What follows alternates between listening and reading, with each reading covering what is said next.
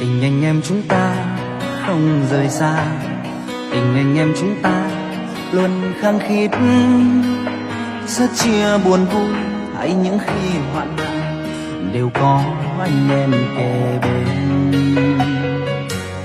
Giờ thì mỗi chúng ta mỗi một phương, ở những nơi rất xa một vòng trái đất, những lúc chờ gió hay những khi đêm lạnh nhiều khoác áo ấm cho mùa đông. Tuyết rơi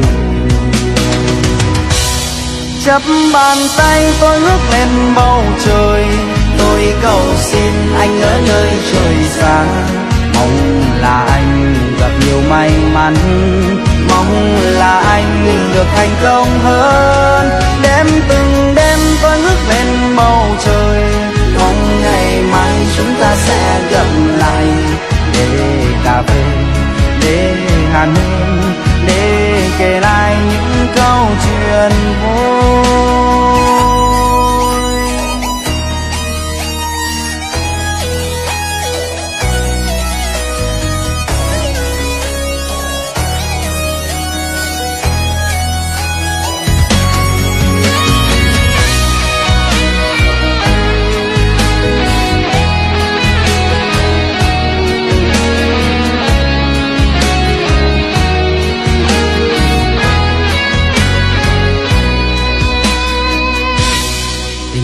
Chúng ta không rời xa, tình anh em chúng ta luôn khăng khít, rất chia buồn vui hay những khi hoạn nạn đều có anh em kề bên.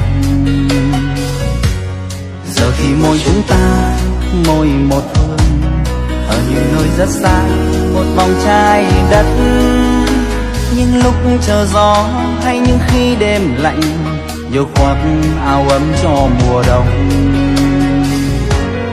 Tuyết rơi nhiều chắp bàn tay tôi ngước lên bầu trời, tôi cầu xin anh ở nơi trời xa, mong là anh gặp nhiều may mắn, mong là anh được thành công hơn.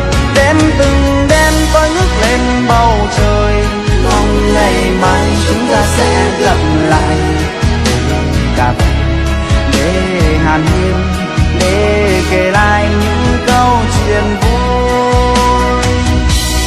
Chắp bàn tay tôi ngước lên bầu trời, tôi cầu xin anh ở nơi trời xa, mong là anh gặp nhiều may mắn, mong là anh được thành công hơn. Đêm từng đêm tôi ngước lên bầu trời, mong ngày mai chúng ta sẽ gặp lại để cà phê, để hàn huyên, để kể lại những câu chuyện vui.